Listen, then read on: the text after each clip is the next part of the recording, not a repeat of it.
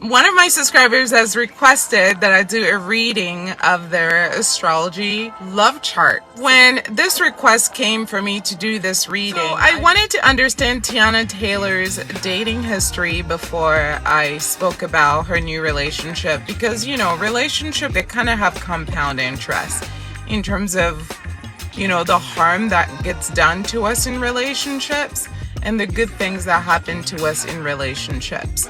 So usually we come to relationships with gifts, things that we're good at, things that we're great at, things that we want to share, and we also come with baggage, things that are bad things that have happened to us, you know, bad things that we survived, and things that we're triggered by or very allergic to. In doing her astrology natal chart reading, I wanted to have a good understanding of her history so I could understand what she might be looking for now, having survived, you know, this history. So, moving on to their chart, I printed it out since I'm in my car. So this is what it looks like. So you're going to see me reading this as we go. First, let's go over Teyana's astrological placements. And for those of you who missed it, the review that I did of her and her ex-husband is currently on my YouTube channel. So you can go and check it out. It's called At Styled Under Libra. At Styled Under Libra, you can go and check out that video. So basically, when you get at Styled Under Libra, search the bar for whatever celebrity reading you want to see. Today we're talking about Teyana, but if it's somebody else, just search their name, and then it's gonna, all of the celebrity readings that I've done are gonna pop up, and from there you can pick the one that you want to watch. So I did the one on her divorce. You can watch that. That will help you understand what she's been through as a woman. You know, we all go through similar things. Like, divorce is not fun for anybody, regardless of how famous you are. It doesn't change the feelings that come with it, and like the grief that you have to get through. So I got so much more respect and admiration for her from doing that reading and reading up on their history, like her and her ex, because I didn't know anything about her or her dating life. So this was all very new information for me. Teyana Taylor has her sun in Sagittarius, her moon in Libra, her Mercury in Capricorn, her Mars in Gemini, Jupiter in Leo, Saturn in Capricorn, Uranus in Capricorn, Neptune in Capricorn, Pluto in Scorpio. Her North Node is in Aquarius, her Lilith is in Sagittarius, and her Chiron is in Cancer. Hi, Sacred Waters. Thanks for coming to hang out. I appreciate it. All right, I'm just touching it because it looks like it was doing something funny. So thanks to you guys that are tapping on the screen. I appreciate it. Now, moving on to Aaron Pierre. He has his sun in Gemini, his moon in Taurus, his Mercury in Capricorn. He's got his Venus in Cancer. His Mars, let's see, in Taurus. His Jupiter in Scorpio. His Saturn in Pisces. His Uranus in Capricorn. His Neptune in Capricorn. That's a lot of Capricorn energy, right? His Pluto in Scorpio. His North Node in Scorpio. His Lilith in Taurus. His Chiron in Virgo. Very interesting here. Okay, so the first thing I'm going to do is do an apples to apples comparison in terms of the natal chart to see if they're compatible for each of the placement, okay? So she has sun in Sagittarius, he has sun in Gemini. Sun in Sagittarius and sun in Gemini are what we call in opposition, okay? Sister signs in astrology are always going to be in opposition because they sit across from each other. So Sagittarius is the 9th sign. Gemini is the 3rd sign.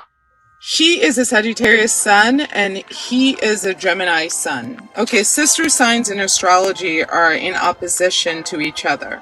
So you may notice that Gemini is the 3rd zodiac sign, Sagittarius is the 9th zodiac sign. Think about it this way. When you think about 3 p.m. and you think about 9 p.m. on the clock, where do you see 3 p.m. in relations to 9 p.m.? They're across from each other. When zodiac signs are across from each other, we consider them to be in opposition because they're split in half. They're half of the same energy, basically. So you have one half that is very similar to the other half and one half that is very different from the other half. Gemini and Sagittarius are what we consider sister signs in astrology. When sister signs are dating, there is a 50-50% chance that they will succeed, just like there's a 50-50% chance that they will not succeed. And we don't judge love relationship from the ego, which is what the sun is, but it's important to understand the ego, the sun, because when you have issues with your person, with your partner, the ego is where you're going to default, especially if you haven't done any of your shadow work, if you haven't worked on any of your insecurities, if you haven't worked on any of your trauma, any of your childhood issues. Whenever problems come up in the relationship, most people run to their ego because the ego is where we feel powerful. It's where we feel strong. It's where we feel dominant. And sometimes even when we don't feel fully powerful, we still go to the ego to hide our insecurities, to hide our lack of power, to hide our lack of dominance. So having Sagittarius at the sun for her and Gemini at the sun for him means that this is going to be a very cerebral relationship. They're both highly intelligent people. They're probably intellectually very compatible. But we want to look at some of the other placements to make sure that they are truly compatible. One of the things that has come out with this relationship that stood out to me is that there is a history of Aaron Pierre dating white women, okay? Aaron Pierre is Jamaican and West African, okay? There is a certain type of black guy that dates white women. There's a certain type of black guy that marries white women.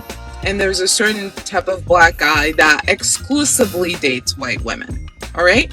Now, I don't know if this man exclusively dates white women, but what has been out there in terms of his dating history has been white women, okay? One of his exes, this is the important piece here, has come out and said that she doesn't think that the relationship with Teyana Taylor is gonna work because she's not his type. Meaning she doesn't look like any of the women that he has dated before. And I think there's something very unique about the type of black guy that dates conventional white women. I mean, what I mean by that are white women that are comfortable in their whiteness and that are comfortable in their looks, in their energy, in their appearance. You know, not, women that are trying to like emulate black women. You know what I mean? Just women that are just regularly comfortable being white and that just happen to have fallen in love with this guy. So her coming out and saying that he's not into black women is a red flag for me. Now, that may or may not be true. We don't know, but it is still a red flag because there's no history of him, public history of him dating black women. So obviously that's always like interesting when a black guy starts to date black women if he has no history of dating black women. There are some celebrity black guys that have a long history of dating white women and no history of dating black women, like Jamie Foxx. And usually when these types of guys, and by the way, I have no problems with people dating who they fall in love with. I'm a Sagittarius, just like her, Teyana Taylor. There are some zodiac signs that are very pro dating outside of their ethnic group and racial group. I happen to fall in that category as a Sagittarius. Other zodiac signs are Aquarius, Aries, Scorpio, Libra, Virgos, Geminis. These zodiac signs, by and large, are comfortable dating people who don't come from a similar background as them, okay? Thanks to you guys that are liking the live. If you wouldn't mind tapping on the screen or continuing to tap on the screen, I would really appreciate it. So my issue isn't about the otherness. My issue is about the change. Because everybody has their preference, and everybody's going to date alongside their preference. Now, when people usually leave their preference to go in another direction, it's for a reason. As an example, Jamie Foxx was in a coma for a long time. We were all really worried about him, and we're all really worried about how, you know, everything was going to work out. I don't know about you, but I have been watching Jamie for a long time, okay? Let's just say that, for a long time. I've been a fan for a long time, like a long time. I know he's been in the entertainment industry much longer than I've been privy to his work, but let's say I've been a fan since the 90s, okay? So when I heard that Jamie was in the coma, I was like so upset about it. I even made a video about it on one of my YouTube channels talking about it. And I prayed for him because I wanted him to come back because he's so full of joy. Like, he's so entertaining. He does all the voices. And as a black woman, I've never had issues of Jamie only dating white women and only having children with white women.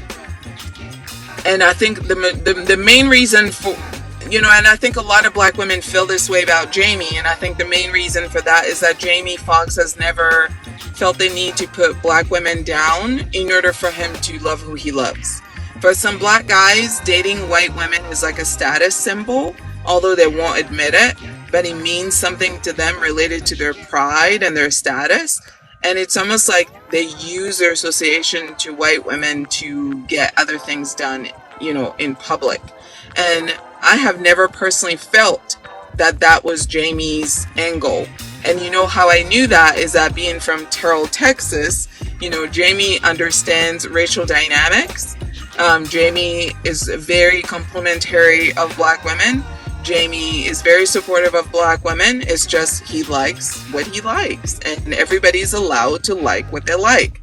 So back to Aaron Pierre.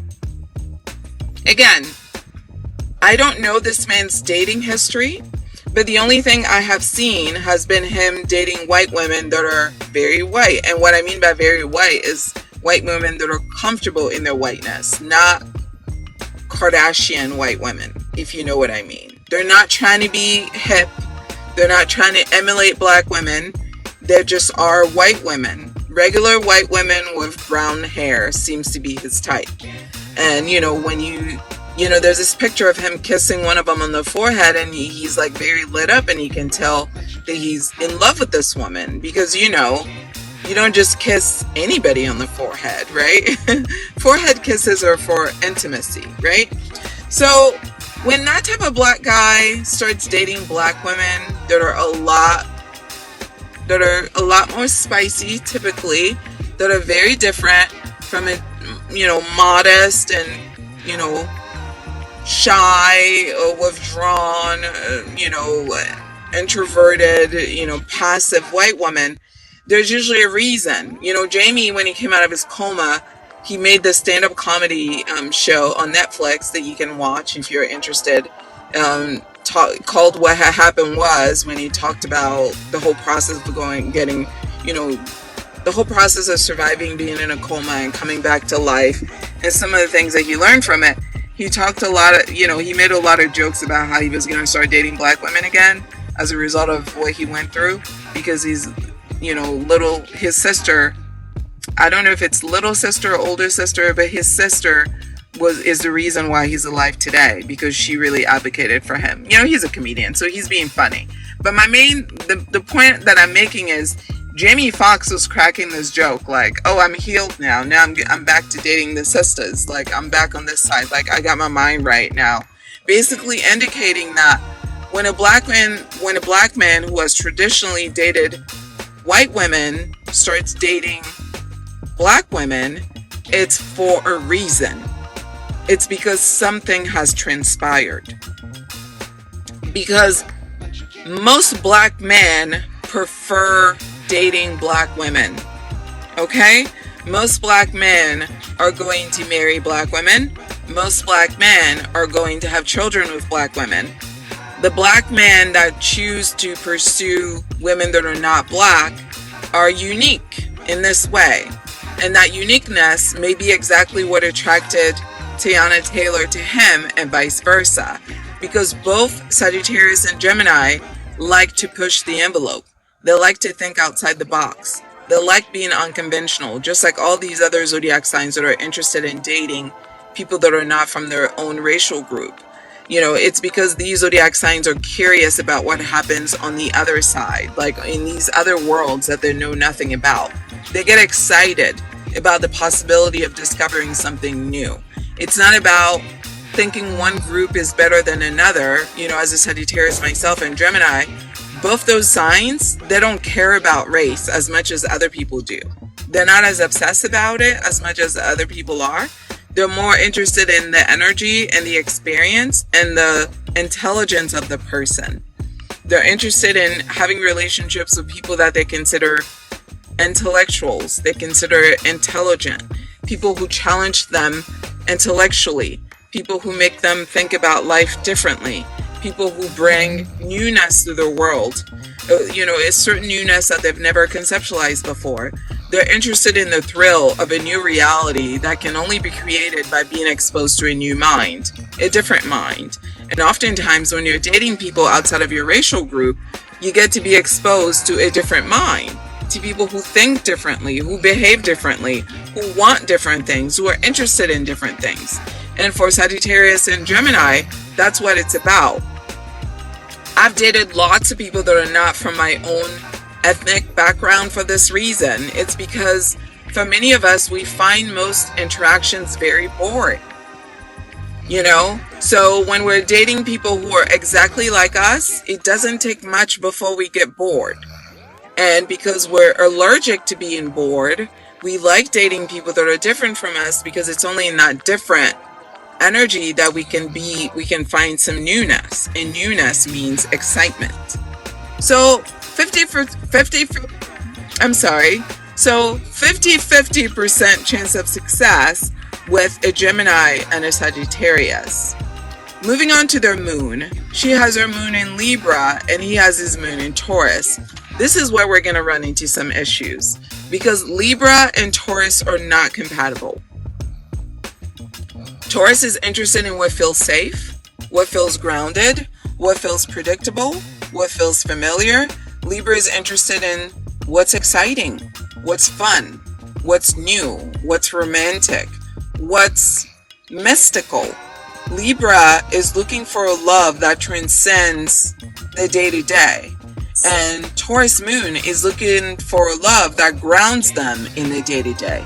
It's possible that her being a mom is actually something that he really values because Taurus being grounded in the day-to-day can probably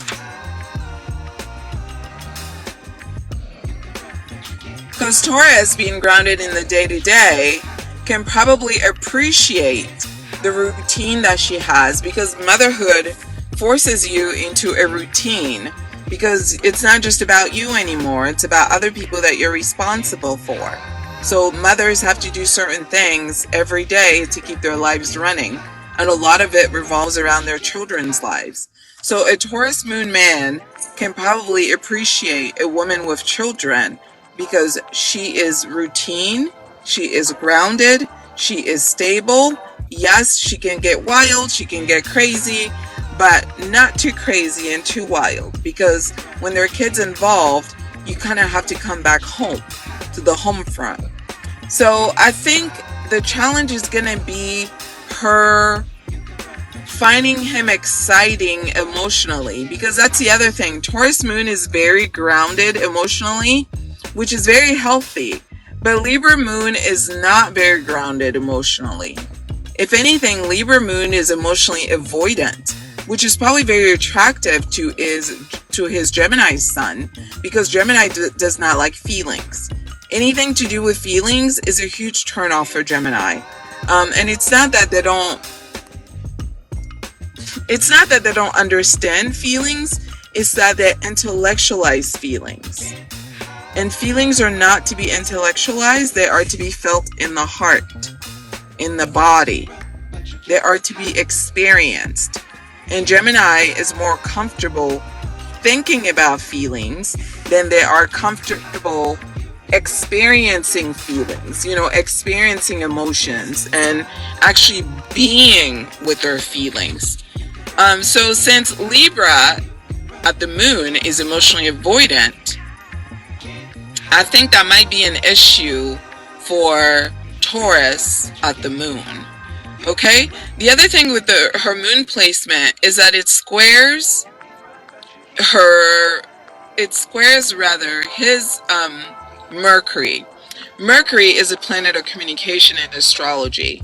So the way that she processes emotion basically creates issues with the way that he communicates.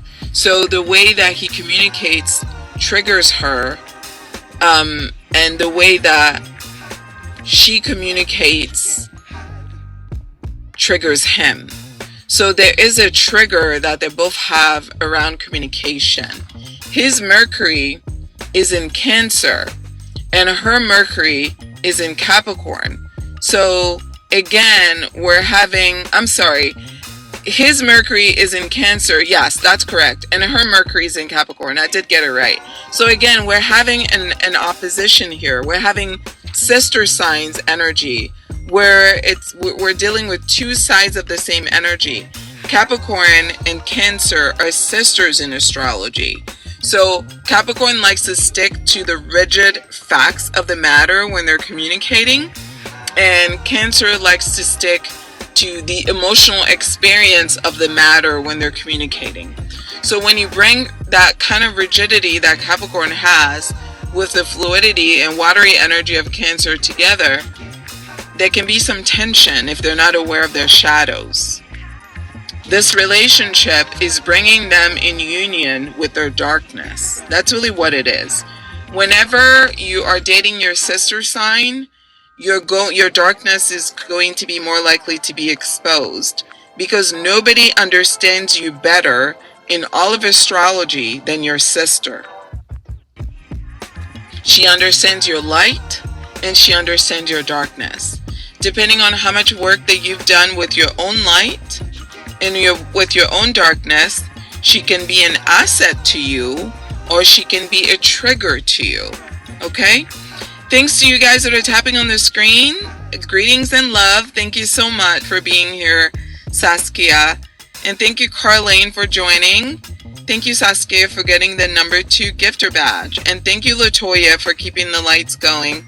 If you guys can help Latoya out, I would really appreciate it by tapping on the screen so we can get the likes up and up and up, okay? Hi, Oglilu. I'm not going to say all of that. Hello. Thanks for hanging out. Thanks for coming.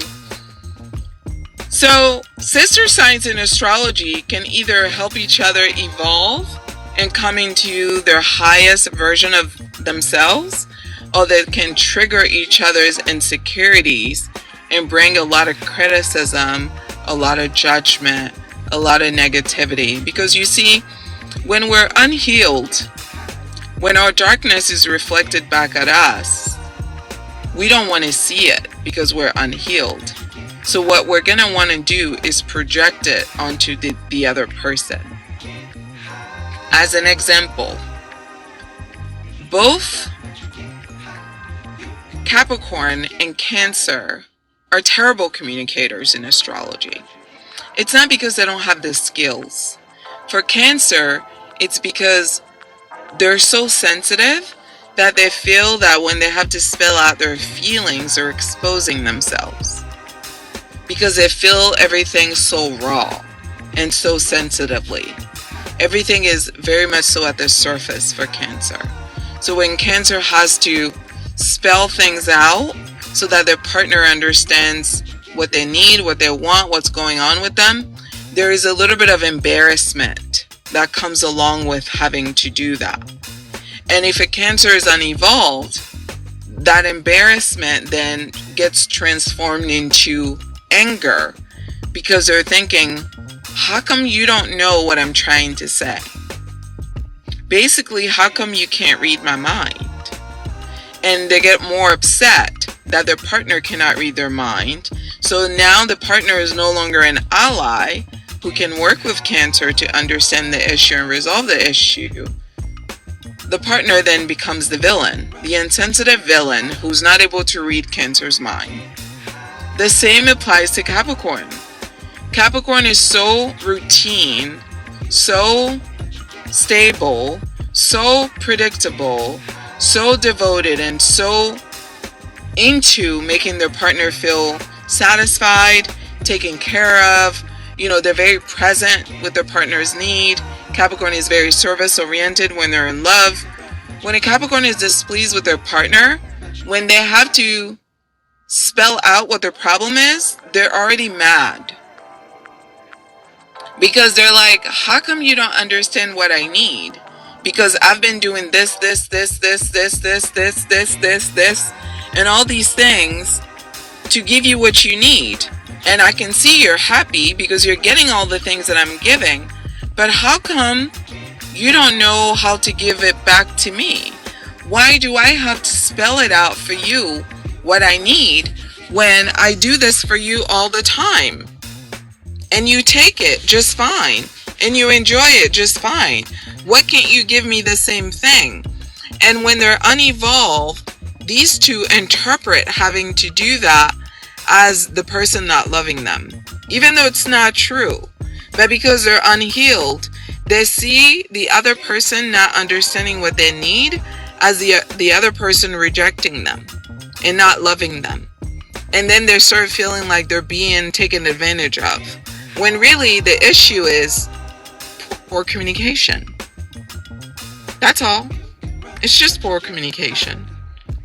So these two are going to trigger each other, because even though she is emotionally avoidant, when she starts to talk about her feelings, he's gonna stonewall her. Okay? He's gonna stonewall her depending on his level of healing that he's engaged in. I'm hoping that he has done his shadow work and healing work, and he knows what his triggers are, so that they're not caught up in this cycle that sister signs often get caught up in. Okay? Moving on to Venus. Her Venus is in Sagittarius, and his Venus is in Cancer. Venus in Sagittarius and Venus in Cancer are not compatible. In fact, Venus in Sagittarius is someone who likes diversity, someone who likes newness. I don't recommend Venus in Sagittarius for marriage, although they can do really well when they have somebody that they love and that they can trust. But I think the monotony of marriage eats away at them over time. So Venus in Cancer, on the other end, is somebody that is built for marriage. Venus in Cancer prefers marriage. In fact, if you could skip all the let's get to know you stuff, what's your favorite color? Where do you like to go for fun? If we could skip all of that and get to the marriage, Cancer will be very happy, because Venus in Cancer is looking for long-term commitment. Okay? So I think that might be a challenge. Moving on to Jupiter. Jupiter in astrology is how we determine luck, how we grow in this life. Actually, before we get to Jupiter, let's go to Mars. Mars is energetic chemistry, it's sexual chemistry, it's intimacy also. Mars is how we create. Mars is also how we fight. When there's a problem in the relationship, what type of energy are we going to pull out to resolve the issue? Her Mars is in Gemini, so she's going to want to talk about it a lot until we can get a solution to the problem. And his Mars is in Taurus. He's going to want to shut down and stonewall and not talk about it until he can figure out what he's feeling, what he's thinking, and what he wants. So it's a matter of being aware that if you want to talk about it and he's not ready to talk about it, You have to give him space until he's ready to talk about it. Everybody's different. Just because you feel something and you want to talk about it to figure it out doesn't mean that's how everybody experiences things. For some people, when they feel things and they're uncomfortable, what they want to do is go quiet. Okay? They want to go and be by themselves so they can think about it by themselves and see how they feel about it by themselves. And once they have figured out how they feel, then they want to come back and talk about it together. It's really important for relationships to be successful that we learn to respect each other. And we have to respect the way that each other does things. We don't all do things the same way. And that's why we're in relationship. We're not in relationship to get a carbon copy of each other. We're in relationship to learn how to take care of each other and how to take care of ourselves. People who have Mars in Gemini, when there's a problem, they get very restless, almost like childlike. They get this surge of energy and they just want to talk and talk and talk and talk and talk and talk and talk and do and do and do and do and do and do and do. And that's how they get themselves from the discomfort to the other place. People who have Mars in Taurus are not the same way. And in fact, the more you push a Taurus to talk when they don't want to talk, when they're not ready to talk, when they're not comfortable talking, the more they're going to shut down on you. The more they're going to rebel. And they're going to rebel quietly by stonewalling you, by pretending that you don't exist and that what you want to talk about is unimportant and it doesn't matter and they're not interested in it and they don't have time for it and you need to just leave them alone. Hi Pearl, thanks for hanging out. So Mars in Gemini and Mars in Taurus could not be more different if they're tried. Because one of them is going to want to regain control when there's a problem in the relationship, and the other is going to want to give up control by tapping into truths, knowledge, information. So those two are not compatible when it comes to that area of their lives. Okay? Moving on to Jupiter. Her Jupiter is in Leo, so she was meant to be a star. Regardless of what happened, she was going to be a star because her Jupiter is in Leo. And his Jupiter, let's see, is in Scorpio. See, this is another fixed sign. Scorpio and Leo are often very attracted to each other because they're both powerful and dominant. But they're both too stuck in their ways to actually give the push-pull that relationships need for them to be balanced. Okay? Oh, you're saying you love the content? Thank you so much, Pearl, for saying that. I appreciate it. Thank you. We're talking about Teyana Taylor and Mufasa, Mr. Mufasa, Aaron Pierre, Lion King. Okay? I'm doing an astrology love review of them as requested by one of my followers. Hi Lisa, thanks for joining and thank you so much for the gifts. I appreciate it. So, Jupiter in Leo is someone that is going to want to dominate, is someone that is going to want to make everything into a theatrical moment, somebody that knows they're the vibe, they're the moment, and to be in a relationship with somebody that has Jupiter in Leo, you need to be someone that really worships them. They need a lot of worshiping. They need a lot of adoration. They need a lot of you putting all the attention on them. Leo needs a lot of that energy. Scorpio pretends like they don't need that energy, but they also do need a lot of that energy because both of these people are very dominant. They're very controlling, and they're basically very needy of your emotional support.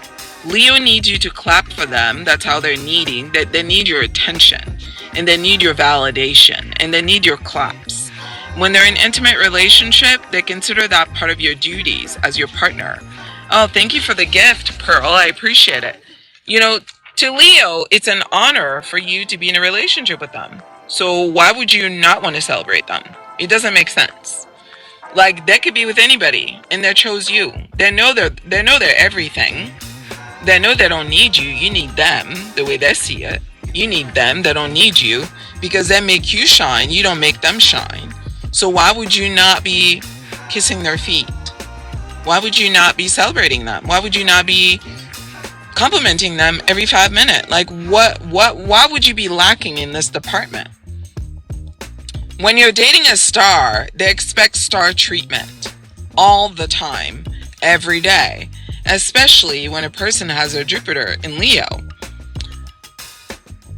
Jupiter in Scorpio wants a lot of your energy. So for Scorpio, it's not that they need the compliment and they need the attention. They need the energy. They need you to give them sexual energy. They need you to be flirting with them. They need you to make passes at them. They need you to get like really slutty with them. They need you to be, you know, wrapped up in them. They need you to act like you can't breathe without them.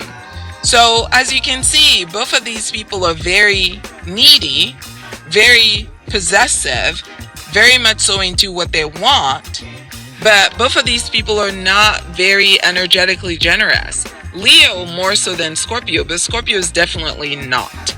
So if he's not willing to kiss the ring, this relationship might be a challenge. But if they're both willing to do their part to make each other feel special in terms of the attention that they both need, I think this could work. Okay? Now let's move on to their other placement. Moving on to Saturn, which is a planet of karma. Hers is in Capricorn, so she's a very karmic placement. And his, let's see, his is in Pisces. Pisces is currently going through karma right now. So Pisces going through karma is probably, thank you, love, for all my gifts. I appreciate it. Thank you so much. Thanks you guys for making me feel welcome, and thanks for your generosity. Saturn in Capricorn and Saturn in Pisces are highly compatible. However, what I will say is that because Saturn is currently transiting through Pisces, this is a very karmic connection. This is a very karmic love between these two. And what I mean by karmic is fated. I need you to know karmic means fated. It means that there is some issues, spiritually unresolved issues that you two have with each other. And the universe has brought you, universe, God, source, spirit, whatever you believe in, has brought you together with this person to resolve this issue. It also means that the two of you have done this before. You've done this love thing before in the past, and it has not been successful. Okay? Because of the things that you needed to work on. Congrats, Shem K. Thank you so much. We're going to celebrate you during this hour. So this is a very karmic encounter with these two. And usually with karmic encounters, this is what I said when I did the love review of Timothée Chalamet and Kylie Jenner. Yes, Kylie Jenner and Timothée Chalamet are a karmic connection. Karmic connections require that you part ways with the old way of doing things. What was required for Timothée Chalamet and Kylie Jenner to make this relationship work is she had to adjust her relationship to fame. Meaning, just because you're a famous person doesn't mean that your life needs to be public. You just happen to be somebody that is in the public, that works in the public, but it doesn't mean that every intimate detail of your life needs to be for the public. Famous people get to navigate their fame differently.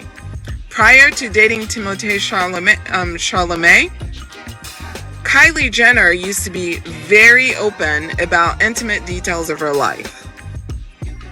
Everybody that she had dated up until this guy, she was very public about it. When he came along, he broke that in her. Because he's very private as a Capricorn. He didn't want his business out in the street. So in order for the relationship to work, she had to tone it down, which was very hard for her. because she's a Leo. Leos don't like toning it down. But Leo, sometimes God is calling you to toning it down so that you can actually enjoy your life more.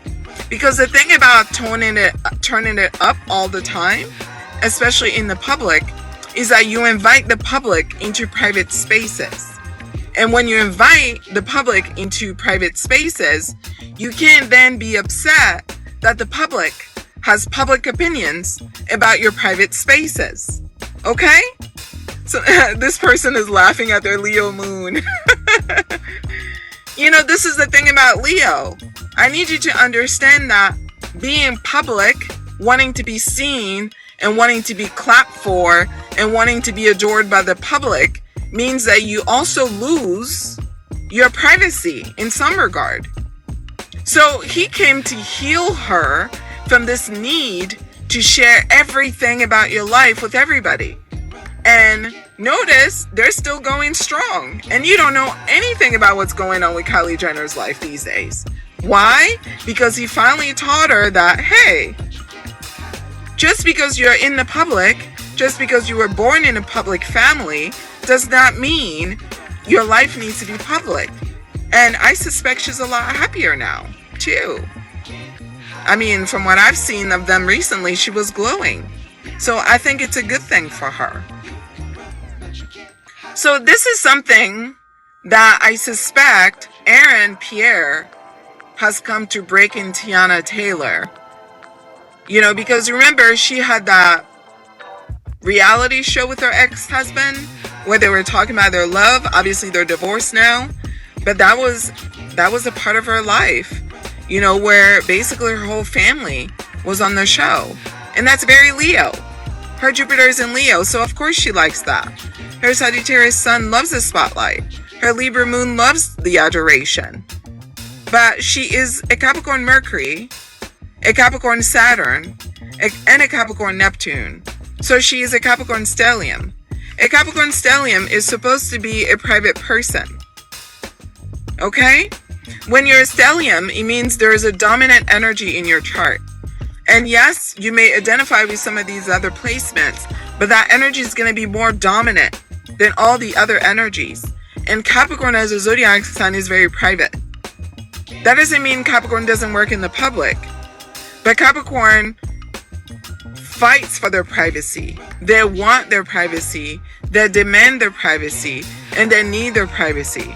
All of the karmic zodiac signs are all very private for this reason. The only one that can trick you into thinking they're not a private person is Aquarius. Remember, the karmic zodiac signs are Scorpio, Capricorn, and Aquarius. Aquarius will make you think that they're open about everything to everybody everywhere because they're an air sign. That's their energy. But Scorpio and Capricorn, they're not open to everybody anywhere. So I think this guy is actually bringing her back to her Saturn energy because her Saturn is also in Capricorn. It would behoove her to listen to what this guy is bringing her. Because him being Taurus dominant at the moon, as well as Mercury in Cancer, and Taurus at the Mars, he's trying to bring her more stability. He's trying to bring her more emotional stability. And here's the thing about it, Leo. The more you keep things to yourself, the less affected you are by other people's emotions. Because you no longer have to deal as much with other people's feelings about what's going on with you. You get to actually focus on yourself, and other people's feelings are no longer your business. You don't even give them a chance to have an opinion about what's going on with your life, because they don't know what's going on with your life. So I think that's really why God brought this man to her. He brought this man to her to teach her that there's beauty in privacy.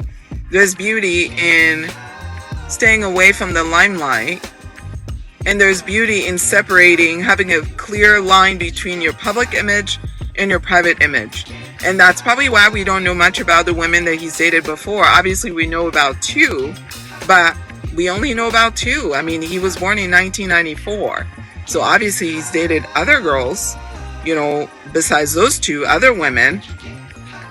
But we only know about these two for a reason, okay? Moving on to Neptune. Actually, let's do Uranus next. So yes, as I suspected, he's actually here to help her grow via this Taurus placement that he has, you know, this Taurus Mars.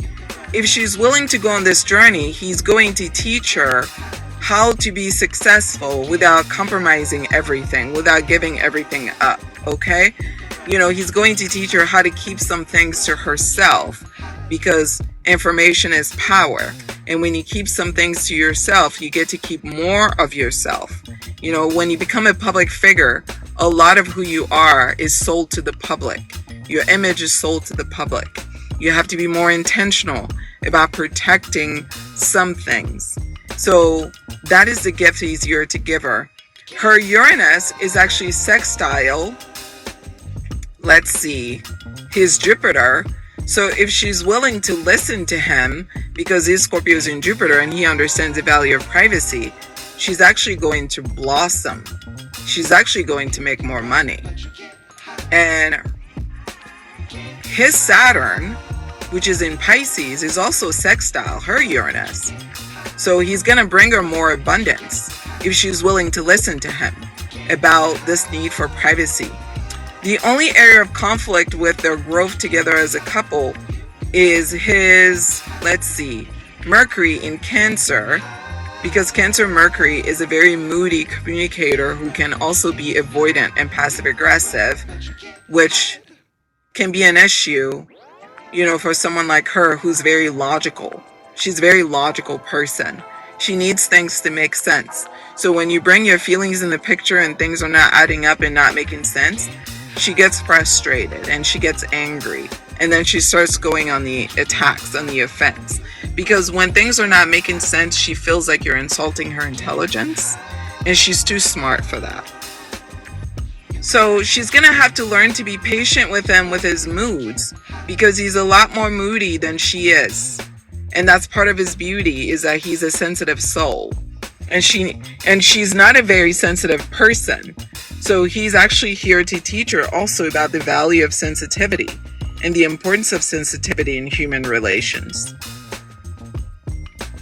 I'm sure her coming from Harlem, you know, doesn't help that either, because, you know, when you grow up in certain spaces, it shapes how you behave.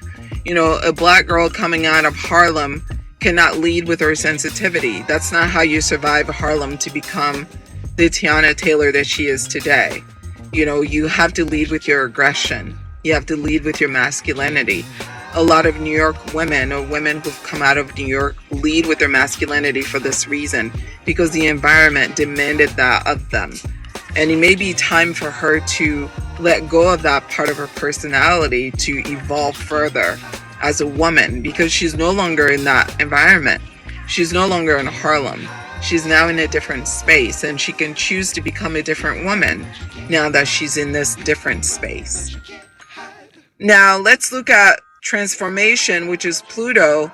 He's also, so it looks like her Neptune, which is, oh, it looks like, let's go to his Mars.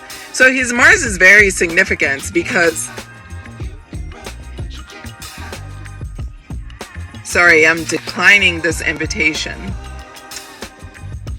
So let's see. I was looking at Neptune, the planet of dreams. So yes, I already mentioned he's going to make her dreams come true. He's going to bring her more money. But what she's going to have to do in order for that to work, and what he's going to have to do is, you know, he's going to have to develop a little bit more of a toughness to him in terms of how he deals with things. Everything doesn't need to be so sensitive. And she's going to have to develop some sensitivity to her. Everything doesn't have to be so rough. Okay? Let's try to find a happy medium. There is a great potential here for transformation with his Cancer energy that he's bringing at his Venus. You know, Cancer Venus is very nurturing. It's very healing. It's maternal energy. She has her Chiron in Cancer, so there's some indication here of issues with motherhood, with her mother. with how her mother raised her. And, you know, some of those motherly issues as mothers, we transfer them to our children. That's just the cycle of life, okay? You know, mother issues, mommy issues are a common thing that many of us experience. Him having his Venus in Cancer is going to be very healing for her because he is a very maternal man. He's a very sensitive man. He's a very attentive man. Like, he knows what she needs before she even says it. You know, because Cancer is psychic like that. So if he's truly in love with her, he's really gonna revolutionize like the way that she does love relationships. She's had to be on the defensive a lot with her previous relationship. I'm hoping that with this relationship, she can feel softer and safer and kinder to herself, which then allows her to be kinder to him. Her Lilith is in Sagittarius, and his Lilith is in Taurus. If they play this right, these two can make a lot of money together, because Sagittarius and Taurus are considered the wealthy couple. Taurus are considered the wealthy couple in astrology. It's a rare pairing because they're vastly different. But if they can work on managing themselves and controlling their impulses and communicating effectively and clarifying their priorities, these two have a lot of abundance coming their way, because Sagittarius is ruled by Jupiter, the largest planet in our solar system, which brings abundance, it brings luck, it brings expansion. And Taurus is ruled by Venus, which is the planet of abundance. The planet of love, and the planet of money, the planet of beauty, and the planet of luxury, and the planet of everything that is comfortable. So when you bring expansion and growth to beauty, to love, to money, like, you basically have all the good things under one roof. And this is why Lilith is such an important placement in your astrology natal chart, because it basically reveals like your spiritual baddie energy, your spiritual gangster energy. Like, how do you transcend the physical realm and start tapping into your spiritual powers? Lilith gives you the key to that. So for her, the more she travels, the more she dates outside of her race, the more she learns new languages, the more she eats different foods, the more she's willing to go on adventures, the more she blossoms, the more she grows. And for him, with his Lilith in Taurus, it's the more he stays close to home, the more he blossoms, the more he grows. So he's going to bring her, again, more stability by making home the focus. And she's also going to expand his worldview by pushing him outside of his boundaries. Now, let's look at Chiron so I can understand a little bit more of the healing that they're both supposed to do for this relationship to be successful. Hers is in Cancer, and his is in Virgo. Okay. So she's going to help him loosen up his rigidity. He's got a lot of earthy, like powerful earthy energy here. So he's very rigid. He's very strict. He's very controlled. I love that I can see the 5th degree here, which is a fame degree for him. And I see that here in his chart. Let's see. So he's got Scorpio at the Jupiter, as well as Pluto, as well as his North Node. So he's sexually rigid. That explains it, given the type of women that he dated before. So she's going to be loosening him up with his sexuality, his creativity, which is a good thing. You know, we all need more freedom in that department. You know, sexuality is connected to manifestation in astrology. So the less comfortable a person is with their sexuality, the less likely they are to manifest their dreams. It just goes hand in hand, because sexuality is how we create. Think about it. It's how we bring new life to earth. So a person that's not comfortable with the organ that you would use to create a new life is obviously somebody that's not comfortable creating. So let's go over the pertinent love placements for these two so I can give my final analysis of them.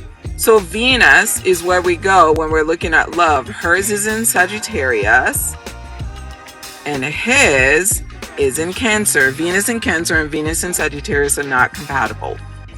Her moon is in Libra. Moon is how we experience our emotions. Venus is how we define what abundance looks like. How do we determine that we found love? How do we define love? Okay? So they're not compatible with their Venus. Her moon is in Libra. His moon is in Taurus. They're not compatible with their moon. Her Mercury is in Capricorn. His Mercury is in Cancer. They're 50% compatible there. Her Mars is in Gemini. And his Mars is in Taurus. They're not compatible there.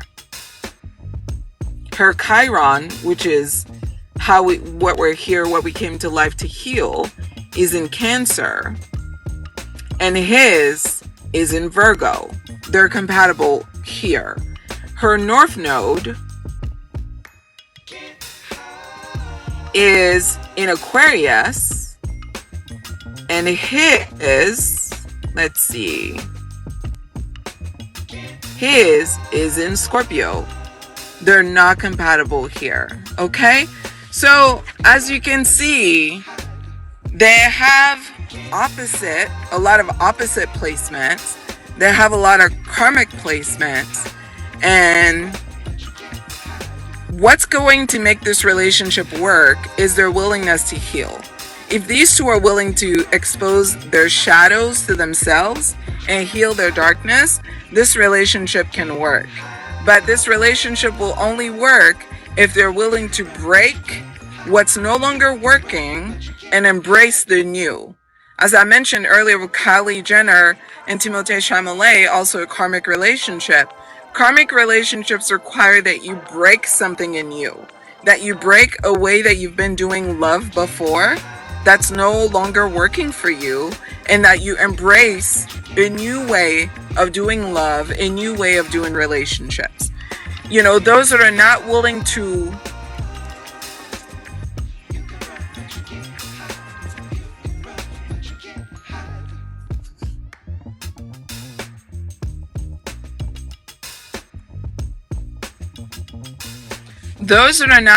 do the inner work of examining, the toxic ways that they've done love relationships before, and those that are not willing to examine like their triggers, their mommy issues or daddy issues or childhood trauma, and how those show up in relationships, are going to struggle with karmic relationships, because karma means it's been done. We've done it before. It didn't work out. How can we do it differently so that this time we're stronger and better because of it?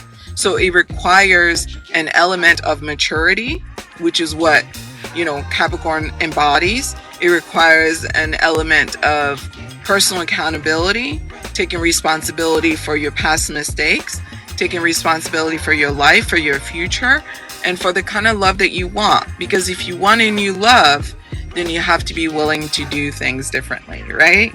Because if the way you've done it before hasn't given you what you want, then obviously you have to do it new, in a new way, in a different way, so that you can get what you want this time. Those two are beautiful together. I wish them all of the love and the happiness in the world. I love to see people figure out love relationships in a way that's healing and that brings goodness to their heart. She's been through so much, and she's such a strong woman. I want to see her win, and I know that winning is going to come from that healing process. So I certainly wish her all of the healing in the world so that this love relationship can be the very best, that she, even better than what she imagined, because she deserves it, and so does he. All right, guys, so that's all that I have for today regarding the Teyana Taylor and Aaron Pierre relationship compatibility. I will be posting this on my YouTube channel. I'll be posting this on my YouTube channel called @Styled_Libra, link in bio to check it out. If you're interested in any other celebrity couple compatibility reading, just let me know. Suggest your couples and I'll be happy to do a reading. As a matter of fact, I'll take one now. Let me know. Do you have a couple in mind that you want me to do the next reading about? If you want to drop it in the comment section, I will take that with me for the next reading. And if you're curious about any other celebrity couples from the past, you can go on my channel, search their names in the search bar on YouTube, and those videos are going to come up and you can watch it. Someone said thank you. This was so helpful. Oh, you're so welcome. Thank you for watching. Have you done Rihanna and ASAP? Yes, I've done their astrology reading couple, and that couple is a soulmate couple. These two are soulmates. And it's really rare as an astrologer when I do a reading of a soulmate, I tend to do more karmic connections than soulmates. But Rihanna and ASAP, soulmate. Hands down, no questions asked.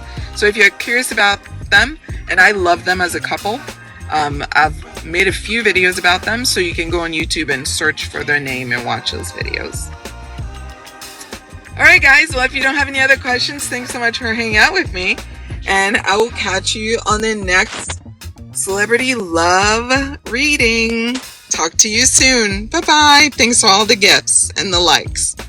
You can book your astrology reading at intuitivehealing.com. You can also watch videos at Intuitive Healing here on YouTube for Astrology 101 content. Listen to the Aquarius podcast on Spotify, as well as here on YouTube for your horoscope. If you're interested in astrology and love connections, you can visit at Styled Under Libra. And of course, for health and wellness and holistic healing, visit at Styled Under Virgo for all of your astrology content. Thanks so much for watching.